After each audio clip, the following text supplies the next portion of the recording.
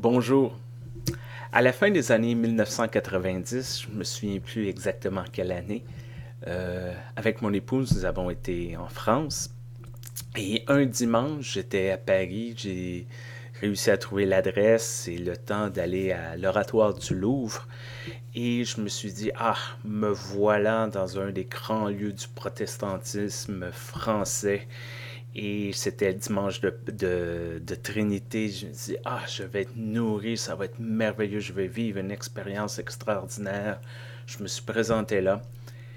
Et je dois avouer que j'ai absolument rien compris du sermon de cette journée, qui était fort probablement d'un niveau théologique exceptionnel, mais qui m'a passé là, vraiment 15 pieds au-dessus de ma tête, j'ai rien compris. La Trinité, c'est un drôle de concept, pas facile à comprendre. Un concept qui crée des difficultés même aussi dans les relations interreligieuses lorsqu'on parle avec nos partenaires juifs et musulmans. Lorsqu'on se dit on parle des grandes religions monothéistes, certains vont lever le sourcil et dire bon, vous dites monothéiste, mais vous avez quand même trois dieux. C'est difficile d'être monothéiste. Et c'est difficile de répondre. Oui, on peut toujours répondre, mais il n'y a qu'un seul Dieu, il y a trois personnes. Mais c'est quand même difficile à comprendre. Il y a eu beaucoup de tentatives pour expliquer ça. Peut-être vous connaissez l'histoire, la célèbre histoire de Saint Patrice et de son trèfle. Peut-être vous avez entendu d'autres explications. L'une que j'ai entendue récemment, que j'ai trouvée très intéressante, qui fonctionne bien avec les enfants, c'est de parler de poupées gigognes, de poupées russes, qui sont une seule poupée, mais lorsqu'on l'ouvre, on en découvre plusieurs, qui peuvent être à la même place, mais quand même un peu différentes. Il y a plein d'autres explications, plein d'autres images qui ont été utilisées, qui ne sont pas tout à fait parfaites, qui ne représentent pas exactement théologiquement ce qu'on veut dire.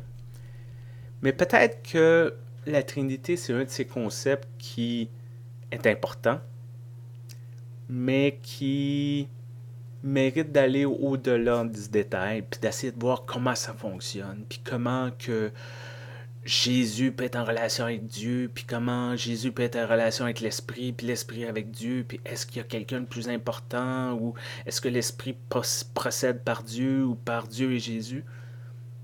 Peut-être qu'à quelque part, on peut rester avec l'idée que on n'a pas juste une personne à qui s'adresser, on en a trois. On a trois portes différentes pour nos prières. On a trois moyens d'exprimer notre foi, trois véhicules différents. Et peut-être que cette multiplication est plus quelque chose de bénéfique qu'un problème, dans le sens où chacun et chacune puisse se reconnaître dans différents aspects de cette divinité-là, de cette relation avec le divin qu'on peut savoir. Que ce soit un Dieu créateur, d'un Jésus-Christ qui a vécu comme nous, qu'un Esprit Saint qui inspire. À quelque part, on recherche toute la même chose, cette connexion avec le divin.